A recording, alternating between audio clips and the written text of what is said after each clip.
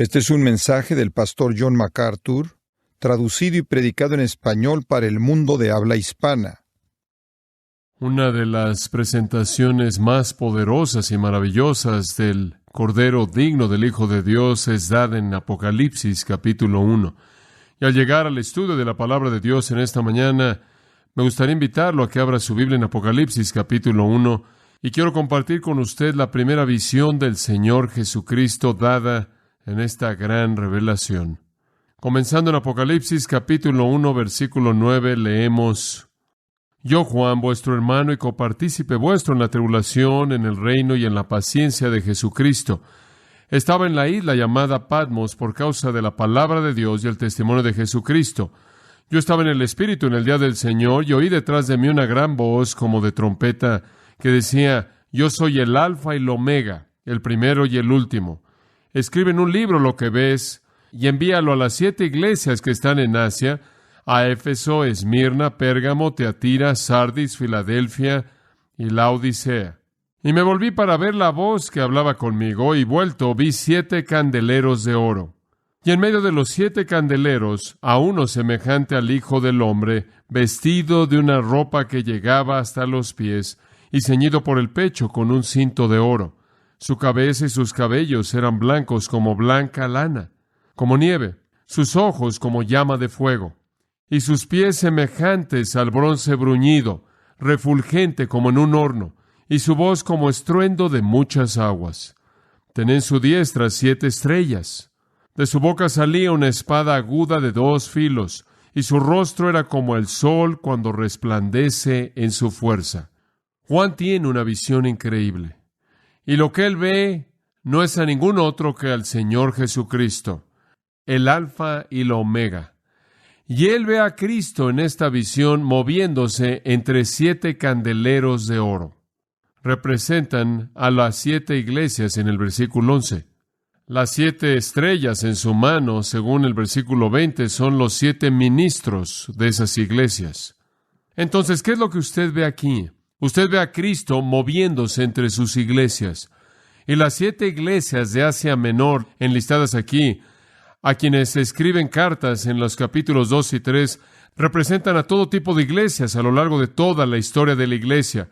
Y aquí usted tiene un retrato del Señor moviéndose entre sus iglesias, moviéndose entre su pueblo, cuidando de la iglesia que Él compró con su propia sangre preciada. Y eso no ha cambiado. Yo creo que el Señor está tan vivo y activo en su iglesia en la actualidad como lo estuvo en ese entonces. Y la visión que Juan tuvo no es solo una visión para ese lugar y ese entonces, sino una visión para todo el tiempo de la iglesia. Que Cristo siempre está vivo y moviéndose en su iglesia. Y notará en el versículo 13 que Él está vestido con una ropa que le llega hasta los pies, ceñido con un cinto de oro. Si usted ve de cerca eso, encontrará que ese podría ser el atuendo de un profeta, podría ser la vestimenta de un sacerdote, podría ser la vestimenta de un rey. Y no es apropiado que Él de hecho es rey, profeta y sacerdote, moviéndose en su iglesia como el soberano, moviéndose en su iglesia como el que habla por parte de Dios y quien lleva al pueblo a Dios. En el versículo 14 vemos que su cabeza y su cabello son blancos como la lana, blancos como la nieve, indicando su santidad absoluta y pura. Y entonces el Hijo Santo de Dios, el sacerdote, rey, profeta perfecto, se mueve en su iglesia. Y conforme Él se mueve en su iglesia, dice en el versículo 14, sus ojos son como llama de fuego. Esa es una mirada penetrante. Conforme Él se mueve en la iglesia, sus ojos están escudriñando sus fortalezas y debilidades. Sus ojos están penetrando detrás de lo que parece verse en la superficie, afirmando aquello que realmente está sucediendo. Oh, qué cosa tan maravillosa es saber que Cristo está vivo en su iglesia, que esta no es nuestra obra, es su obra, que no está determinada por nuestra inteligencia, o somos dejados a nuestra inteligencia para tratar de entender lo que se hace, para saber si está bien o lo que debe ser hecho, sino que Cristo está vivo en su iglesia y Él escudriña con una mirada penetrante, y sus pies, semejantes al bronce bruñido refulgente como en un horno, y su voz como estruendo de muchas aguas. Y estos son los pies de juicio y la voz de juicio. Cuando Él encuentra en la iglesia aquello que le desagrada, Él viene en juicio. Él le habla en juicio a esa iglesia. Dice usted, ¿por qué está leyendo esto? Porque creo que es un buen lugar en donde comenzar el día de hoy para recordar esto, que somos la iglesia que Cristo está edificando, ¿verdad? Somos el candelero que Cristo está cuidando. Somos la luz, por así decirlo, que Cristo está avivando. Y lo hace con una mirada penetrante. Y Él busca encontrar en nosotros aquello que no está bien y traer en contra de eso el relámpago, el trueno de su propia voz, la fortaleza de su propio juicio que disciplina, porque Él busca refinarnos. Y si resistimos el proceso de refinamiento, entonces Él va a quitar su bendición. Y uno de los pasajes mezclados en todas las Escrituras es Apocalipsis 2 y 3, en donde usted encuentra algunas iglesias que son felicitadas, reconocidas, pero la mayoría de ellas son condenadas, porque el Señor no encontró ahí lo que buscaba encontrar. Grace Church está en un sentido en Apocalipsis 1, y Cristo se mueve en su iglesia, y yo creo que Él reconoce y condena, yo creo que Él escudriña y bendice, yo creo que Él escudriña y disciplina, conforme Él descubre cosas que son conforme a su voluntad y cosas que no lo son. Y entonces es mi oración que conforme estoy en estos días compartiendo con ustedes los pensamientos de mi propio corazón, y simplemente estoy compartiendo mi corazón, pero realmente creo que conforme estoy haciendo esto, estoy en un lugar en donde Cristo estaría de pie. Estoy en nombre de Él, hablándole lo que sus ojos que escudriñan querrían ver. Y algunas veces ve y otras veces no ve. Ahora, no estoy viviendo en alguna ilusión que soy un profeta ungido de Dios, distinto de cualquier otro. Simplemente creo que el Espíritu de Dios nos ha llevado a este momento en nuestra iglesia, y el Espíritu de Dios nos ha motivado a estudiar esta serie en particular. Cuando comencé a hablar acerca de la anatomía de una iglesia hace 5 semanas atrás, realmente no sabía por qué lo estaba haciendo. Simplemente me sentí motivado a hacerlo. Peor que eso, no tenía idea de lo que iba a decir. Escribí un pequeño bosquejo y todavía estoy trabajando a partir de ese bosquejo y pidiéndole al Espíritu de Dios que me capacite, por así decirlo, para ser el instrumento de Cristo conforme la iglesia es examinada, para tratar de ayudarnos a ver qué es lo que Él ve. Y ustedes han respondido también que sé que es del Espíritu. Sé que es de Dios, de lo que hemos hablado. Lo he visto en su respuesta. He recibido más correo motivado por los últimos sermones que cualquier otro que jamás he predicado. Y creo que el correo se extiende en el espectro. Recibí 2 cartas que me vienen a la mente más que ayer, quizás 5 o más, pero 2 de ellas me parecieron interesantes. Una de ellas decía, me encantaría que esta fuera una iglesia de gente de color para que pudiera ponerme de pie y gritar, predícalo, hermano, predícalo. Y eso está bien. Ustedes saben, he estado en iglesias de color donde se ponen de pie y gritan, toca tu trompeta. Y usted sabe, digo, eso significa que usted se emociona, y si usted ya no está emocionado, para comenzar. Digo, desde ese tipo de respuesta también vi una carta ayer de una persona querida que dijo, estoy avergonzado, estoy avergonzado, estoy avergonzado, estoy avergonzado. Y firmada por un arrepentido, habiendo enfrentado la realidad de quedar muy corto de lo que Dios quería que su iglesia fuera. No sé dónde usted está en la fila de pie gritando, predícalo, hermano, sintiéndose bastante avergonzado, pero he visto a Dios tocar nuestros corazones y el mío también a través de esto. Y entonces quiero regresar esta mañana a nuestros pensamientos acerca de la anatomía de una iglesia y dejar que Cristo penetre a nuestra iglesia un poco más, con mayor profundidad, y nos revele cosas que necesitamos ver. Ahora, ya hemos hablado del esqueleto. Hemos hablado que nosotros, como un cuerpo, si estamos usando la analogía de un cuerpo, y somos como un cuerpo, tenemos que tener un esqueleto, y hablamos de esas cosas esqueletales, un alto concepto de Dios, la prioridad absoluta de las Escrituras, claridad doctrinal, santidad personal y la idea de autoridad espiritual. Y después entramos a los sistemas internos, el flujo de principios de vida. Como en un cuerpo, el cuerpo depende para su vida de que fluya en él esos sistemas. Entonces dependemos de ciertas actitudes espirituales, y esas actitudes deben fluir por el cuerpo. Y le he estado presentando las actitudes que son más críticas. Hemos hablado de obediencia, la cual me parece que es la actitud más importante de manera suprema. La actitud de humildad, de amor, de unidad, de servicio, gozo, paz, gratitud, disciplina personal, rendición de cuentas. Y creo que la última vez terminamos con perdón. Ahora, todas estas actitudes deben ser cultivadas en el pueblo de Dios. Y cuando el Señor se mueve en su iglesia, yo creo que esas son las cosas que Él busca. Ver una congregación que tiene una actitud de amor, una actitud de paz, una actitud de disciplina, una actitud de obediencia, de servicio, de gozo, de gratitud, de paz. Todas esas cosas. escudriñando más allá de lo exterior para ver qué hay en el corazón, porque el Señor escudriña el corazón. Y ya hemos hablado de 11, y le voy a dar las 5 que quedan en esta mañana, y quiero concluir con ellas en esta mañana, entonces voy a tratar de cubrir esas 5. Número 2 en mi lista, no que eso importa, es dependencia. Dependencia. Si usted quisiera expresarlo en términos negativos, sería la actitud de insuficiencia o el sentido de que usted no es suficiente, y entonces en usted hay una dependencia básica. Y esto no es fácil para gente capaz. No es fácil para iglesias eficaces, bendecidas por Dios como la nuestra. Como puede ver, nuestra iglesia, en cierta manera, es como una maquinaria que está bien aceitada, en un sentido. Digo, la maquinaria se mueve, las cosas se hacen. Tenemos a gente competente, tenemos a gente que trabaja duro, tenemos a gente creativa. Hemos pasado por un desarrollo de programas que dice, hombre, lo estamos haciendo, ¿se da cuenta? Y podemos llegar al punto en donde perdemos el sentido de insuficiencia.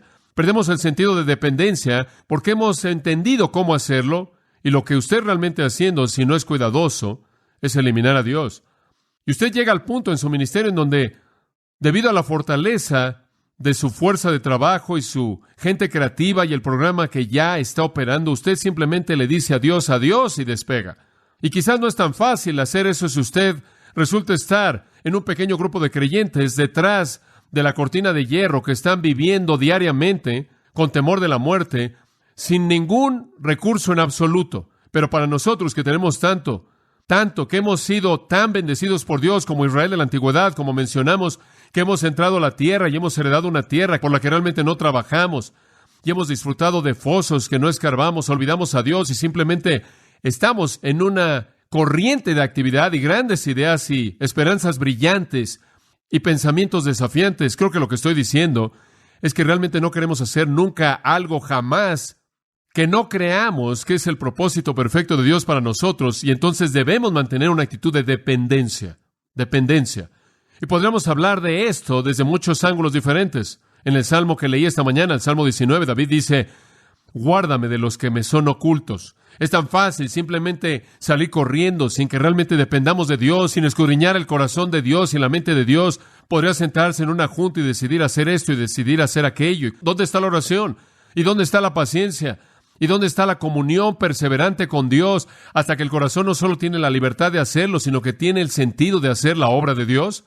Siempre a lo largo de todo mi ministerio he temido que haga algo de lo que Dios no era parte. Siempre me he querido asegurar de que simplemente voy al mismo paso, en la misma dirección, con la misma meta que Él tiene, porque Cristo está edificando su iglesia y no quiero competir con Él. Ese es un perdedor, pero podemos meternos de una manera tan fácil en pecados ocultos, presuntuosos. Una gran idea y salimos corriendo. Me acuerdo cuando estuve en el seminario de Talbot, todo el mundo tenía que predicar en esos días 2 veces en la capilla. Tenemos más alumnos ahora. No creo que todo el mundo tiene que hacerlo, pero todo el mundo tenía que hacerlo, y cuando predicamos la facultad entera se sentaba en la plataforma atrás de nosotros. Y tener unas hojas de crítica y mientras que usted estaba predicando las estaban llenando, lo cual era un buen ejercicio para ellos, porque los mantenía despiertos durante los sermones más aburridos, creo yo. Pero se sentaban ahí, usted oía el papel que se movía y ya habían pasado 10 minutos y el hombre ya estaba volteando su página. Usted sabía que estaba en problemas, ¿verdad? Pero hacía su mejor esfuerzo para predicar y se me asignó 2 de Samuel capítulo 7. Y en 2 de Samuel capítulo 7, nunca lo he olvidado, quería que ese sermón estuviera tan bien trabajado cuando lo predicara, que me memoricé todo, inclusive mis pausas, inclusive creo que hasta mi respiración la había memorizado. Realmente iba a tener cuidado en ese, y entré al capítulo y David ve su palacio y dice, tengo este palacio hermoso, y ve la casa de Dios. Dios estaba viviendo en un tabernáculo en esos días, usted sabe, en una tienda. Y él dice, no es apropiado que Dios more en una tienda mientras que yo moro en este palacio enorme. Él dice, voy a construirle una casa a Dios. Es algo digno de reconocimiento, ¿verdad?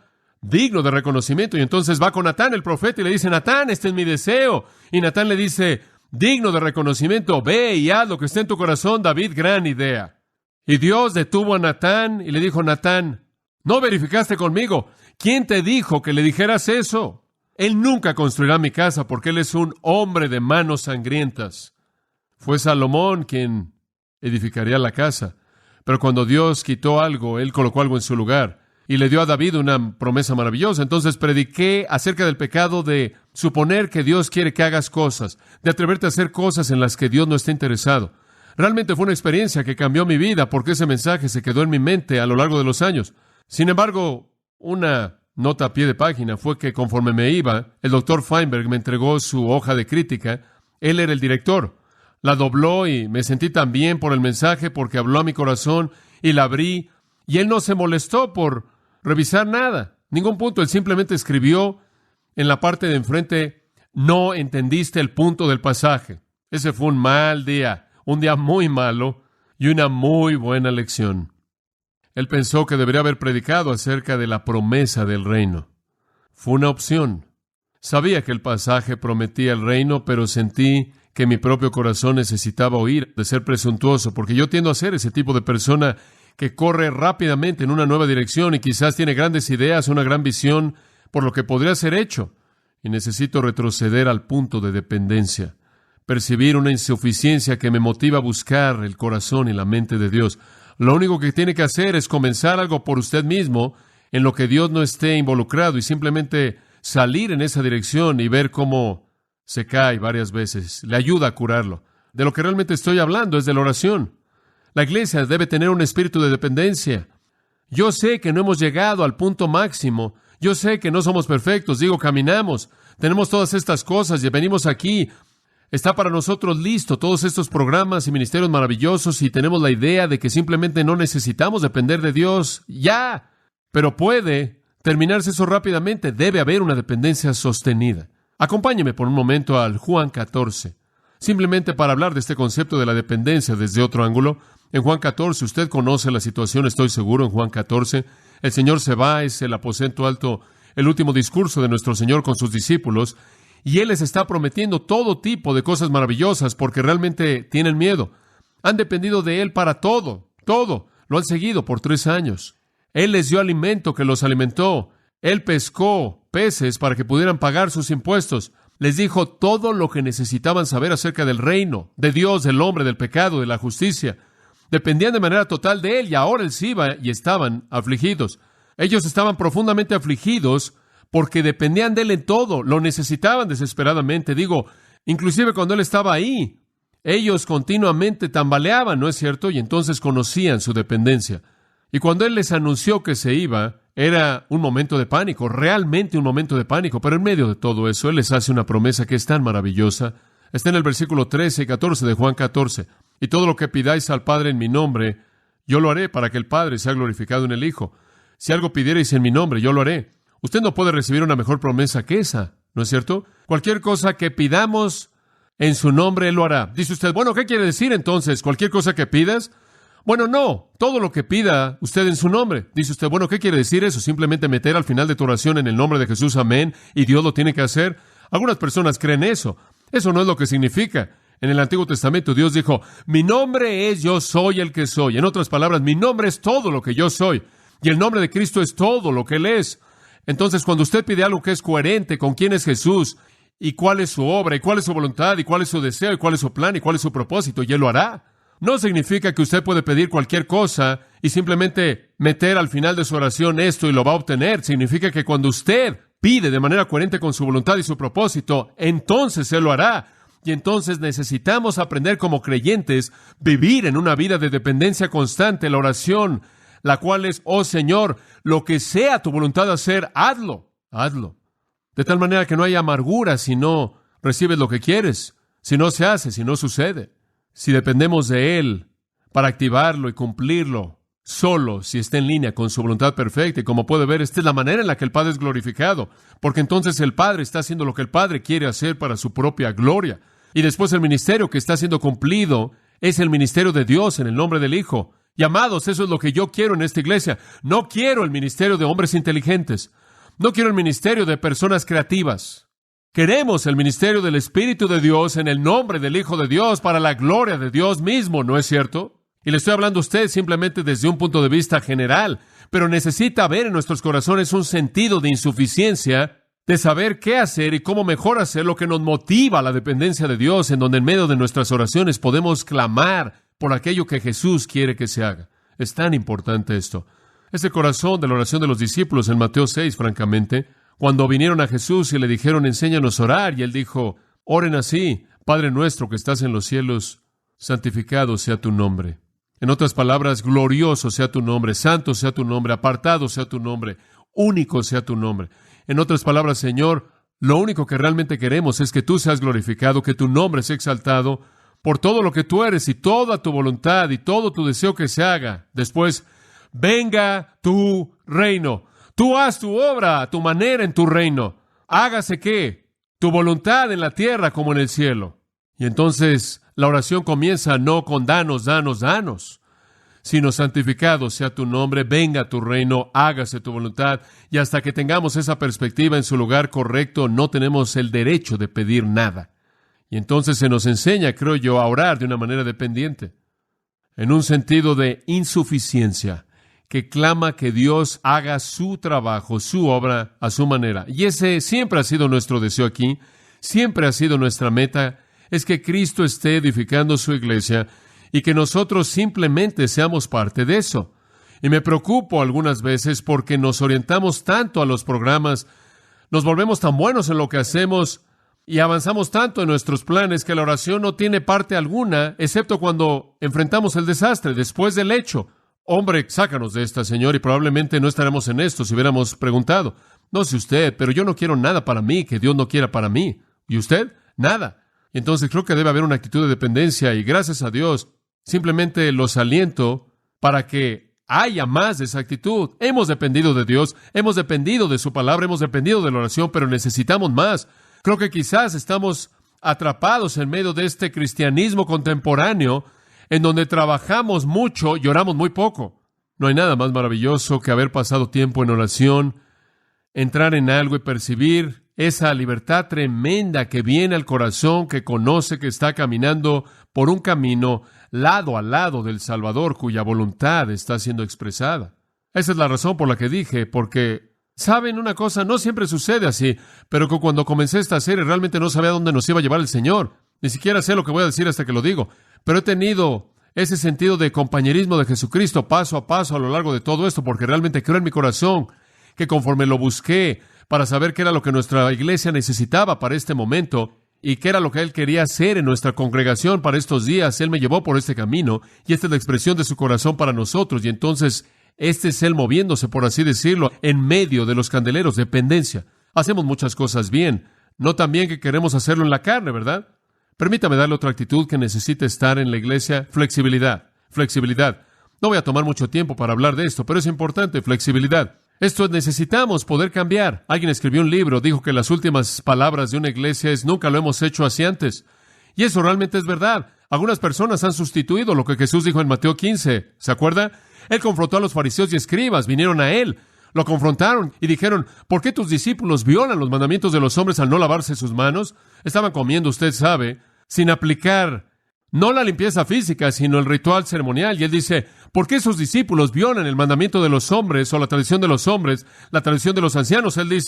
Jesús dice, ¿por qué sus tradiciones violan los mandamientos de Dios? Ahora permítame decirle algo. Todos hemos vivido esa experiencia.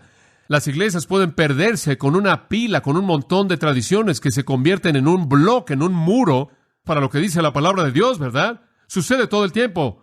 Bueno, nosotros ciertamente no podemos hacer eso en nuestra iglesia. Tenemos esta tradición, como puede ver. Las iglesias pueden tener una organización que es totalmente antibíblica. Pueden tener un estilo de ministerio que es totalmente antibíblico. Y cuando usted trata de meter lo que Dios quiere bajo el mandato divino de un mandamiento de Dios mismo, va en contra, choca con la pared de la tradición. Y entonces debe existir la actitud en la iglesia de flexibilidad. Ahora, si usted ha estado mucho tiempo en Grace Church, usted tiene que ser flexible. Digo, simplemente continuamos cambiando. La gente dice, ¿cómo es que tu iglesia está tan organizada? ¿Podrías mandarnos una tabla de la organización? Recibimos cartas así todo el tiempo. Realmente es una broma. Tendrá que ser una película de 16 milímetros. Tendrá que estarse moviendo así. No podemos meterlo en una caja y capturarlo, porque Dios trabaja a través de personas y entran y salen y son fuertes y débiles y comprometidos y menos comprometidos y más gente aquí y allá. Tenemos que hacer algo al respecto y entonces hay una función orgánica, por así decirlo, cambiante, constante, que creo que es tan maravillosa porque nunca nos deja realmente detenernos y administrar. Simplemente nunca se puede sentar y sacar los papeles. Siempre es gente y siempre es fortalecer esto y recoger esto y cambiar aquello, y es maravilloso, porque nunca nos confundimos, eso esperamos, la diferencia entre la rutina y la realidad. No queremos confundirnos con eso, no queremos sustituir lo falso por lo verdadero simplemente porque siempre lo hemos hecho así. Mi esposa tenía una tía ya de edad que falleció no hace mucho tiempo, una pariente distante, creo, realmente no una tía. Pero bueno, solíamos verla en la época de las vacaciones y le llevamos galletas y demás, y entonces la última vez que la fuimos a ver era la época de Navidad, y ella dijo, bueno, John, ella va a la iglesia metodista, ella dijo, ¿tienes un servicio del 24 de diciembre? Le dije, no tenemos un servicio del 24 de diciembre.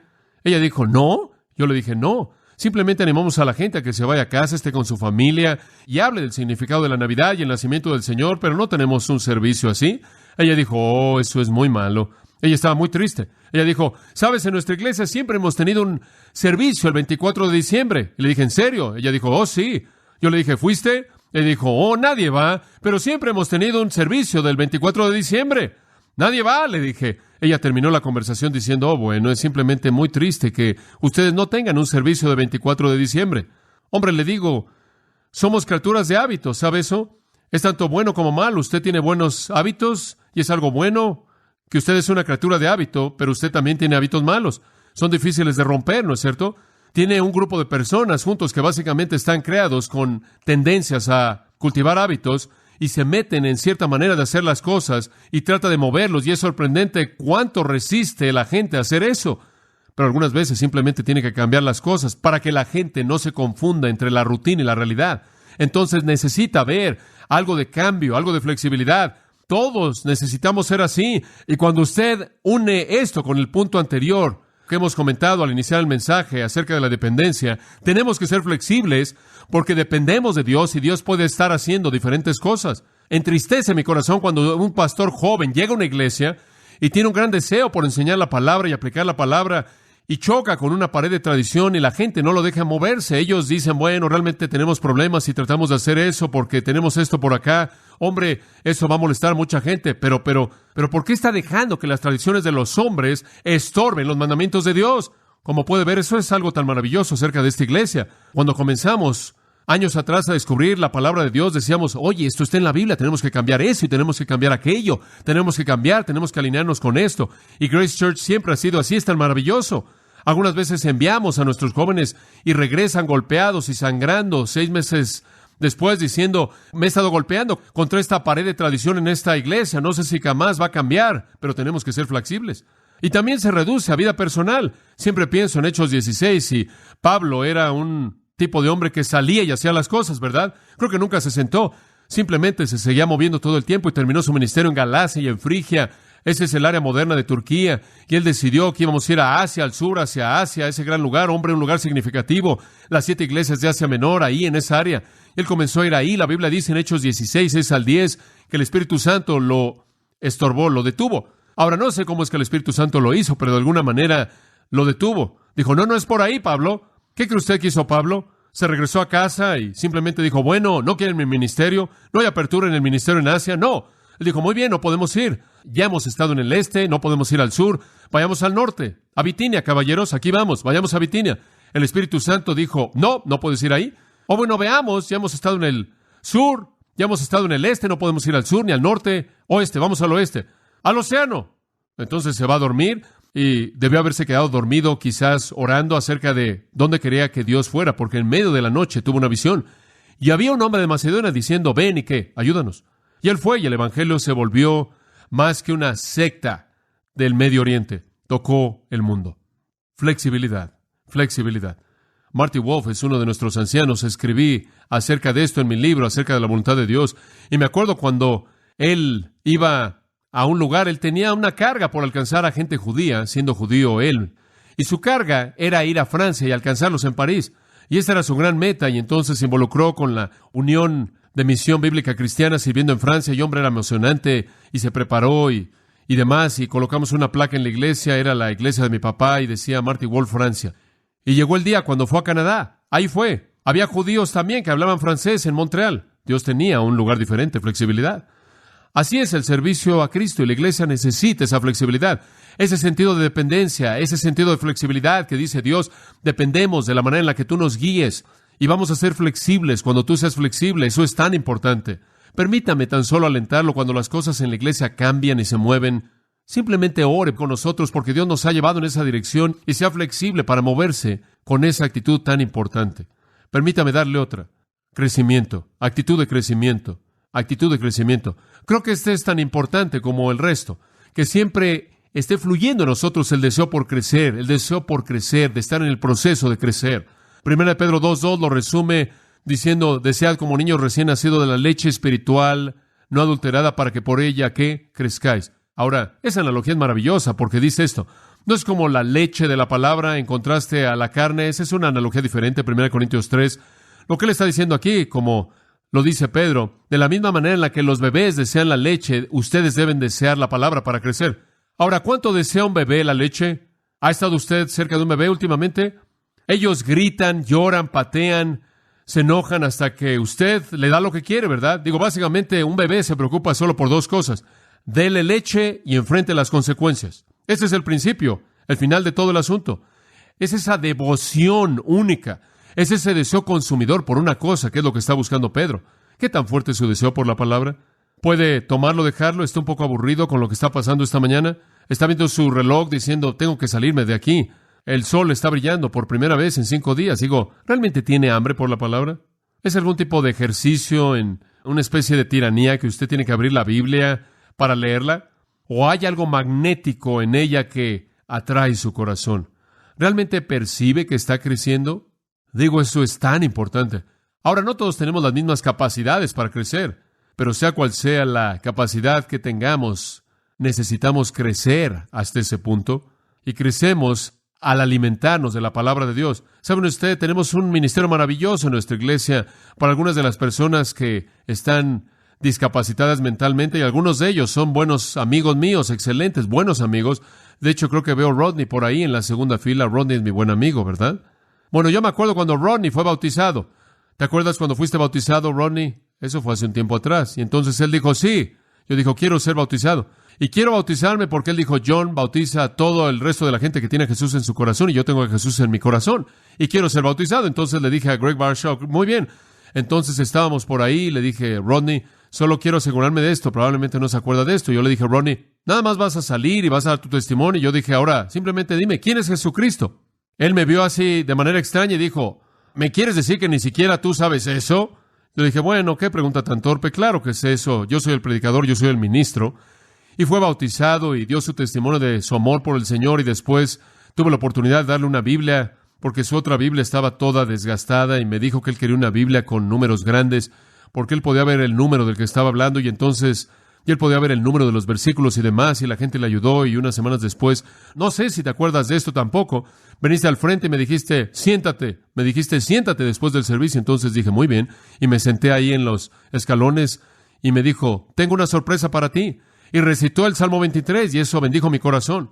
Y sabe una cosa, todos tenemos capacidades diferentes, pero el Espíritu de Dios opera en el corazón, ¿no es cierto?, para traernos amor por su palabra y crecer al paso que podemos crecer.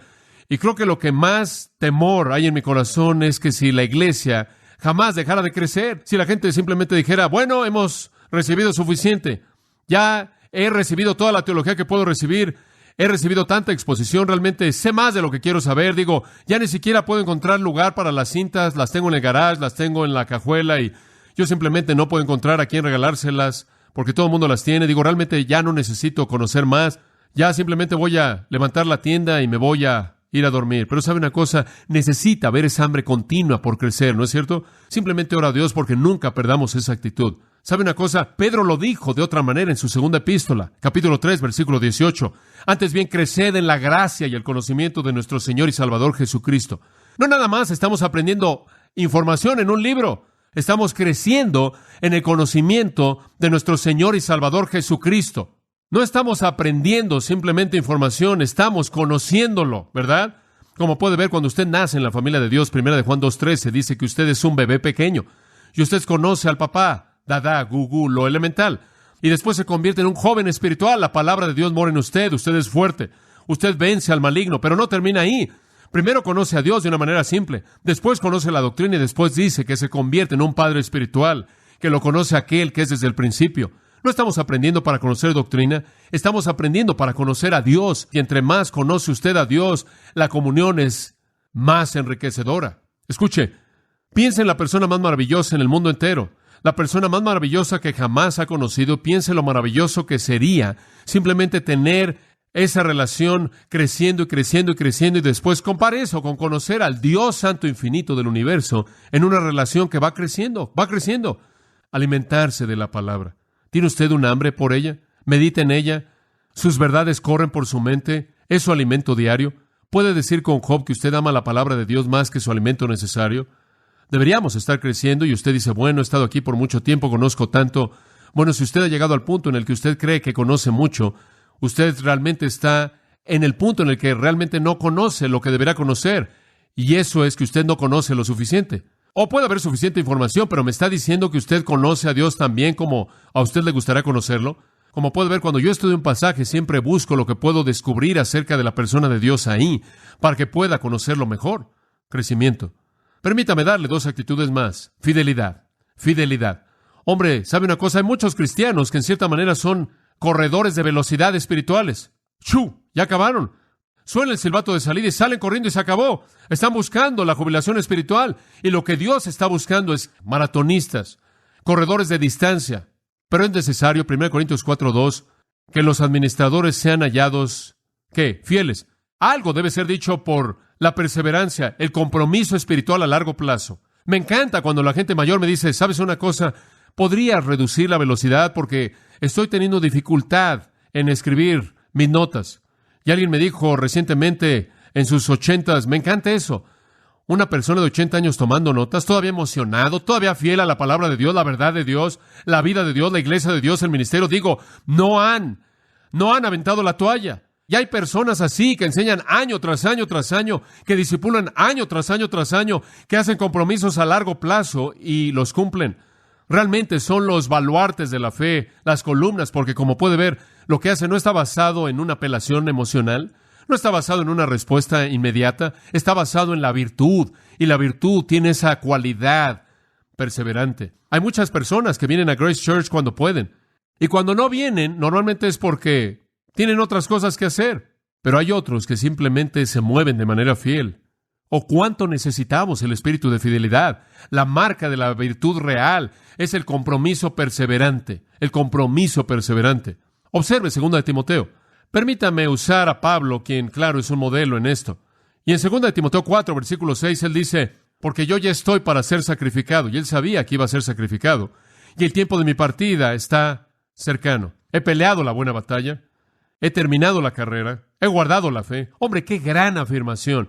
¿Saben lo que él está diciendo? Dios, ya me puedo morir, ya terminé, ya acabé, lo he cumplido, he terminado la carrera, he peleado la batalla, he guardado la fe. Oh, ¿sabe una cosa? Eso es tan maravilloso. Creo que es algo triste cuando usted ve a un santo envejecer y se vuelve indiferente, o a alguien que pertenece a Cristo y pasan los años y se amarga, y algunas veces inclusive ve a predicadores o maestros, o quizás obreros cristianos, envejecen y se vuelven personas amargadas, centradas en sí mismas o lo que sea, y simplemente usted se pregunta, ¿qué pasó? ¿Qué salió mal? Pero cuando usted tiene esa gracia dulce que va creciendo en una vida de servicio fiel, es algo tan hermoso, un espíritu tan hermoso. Fidelidad. Usted tiene una responsabilidad y está ahí, la cumple, y cuando el pueblo de Dios se reúne, ahí está usted. ¿Sabe una cosa? Siempre hemos dicho que si toda persona que dice que va a Grace Church de hecho viniera, sería sorprendente, maravilloso. Digo, conozco a personas así en todos lados, no importa en dónde. Si voy al supermercado con mi esposa y empujo el carrito, ella compra las cosas, alguien se acerca y dice, no, yo lo conozco, usted es John MacArthur, yo voy a su iglesia, ¿en serio? ¡Qué maravilloso! ¿No lo he visto ahí? Oh, bueno, voy. Sí, yo voy. Oh, ¿en serio? ¿Estuvo ayer el domingo? Oh, no estuve el domingo, no. Ha pasado un rato, pero nos encanta estar. Oh, qué bueno. Eso es algo triste, ¿no es cierto? Me hace sentir algo mal. O escucho, oh, bueno, cuando vamos siempre vamos a Grace. Nos encanta, lo disfrutamos. Fidelidad. Simplemente estar ahí para adorar de manera constante, para servir constantemente, para orar constantemente, todas estas cosas. Y es una sociedad tan distraída, en la cual todos somos jalados en múltiples direcciones. Es difícil mantener las prioridades en orden. Una última. Me gustaría que pudiera decir más de eso, pero se acabó el tiempo. Una última actitud es esperanza. ¿Esperanza? ¡Oh, qué gran palabra! Esperanza. Significa seguridad para el futuro. Significa que no tememos la muerte. Significa que de hecho vemos hacia adelante para lo que nos espera en la vida y la muerte. De hecho, me encantan las expresiones en Romanos 12:12. Gozosos en la esperanza. Hombre, la muerte no nos da miedo. Digo, tenemos un servicio funeral por aquí y es una celebración. Y nos regocijamos y alabamos a Dios porque alguien a que amamos ha pasado de este valle de lágrimas al lugar en donde todas las lágrimas son secadas para siempre. Un lugar de enfermedad, un lugar en donde ya no hay enfermedad. Un lugar de muerte, un lugar en donde ya no hay más muerte. Un lugar de límites, un lugar de realización sin límites. Vivimos en esperanza. Hemos estado aprendiendo eso en Romanos 8. Fuimos salvos en esperanza.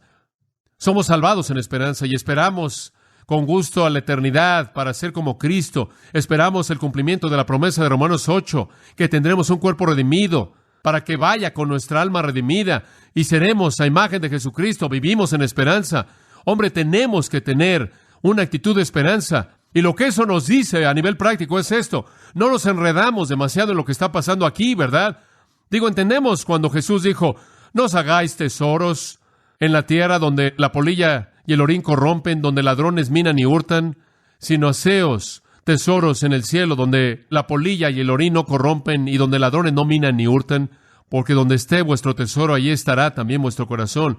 Entonces, si nuestro corazón está esperando la eternidad, nuestro tesoro va a estar ahí y todo lo demás va a estar ahí. Espero que no esté viviendo para el día de hoy. Espero que no esté viviendo para lo temporal. Espero que no esté viviendo para lo pasajero. Escuche, debemos estar viviendo en esperanza y la esperanza significa que nuestro compromiso es mayor con invertir en la eternidad de lo que invertimos en el tiempo y en lo temporal. Y entonces nuestras energías y nuestros pensamientos y nuestras oraciones y nuestros sueños y nuestras visiones y nuestro dinero y todo lo que poseemos simplemente es un medio para invertir en una realidad eterna.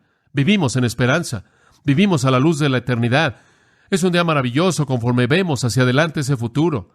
Ayer fui al hospital Jack Coleman, quien fue nuestro director de coro.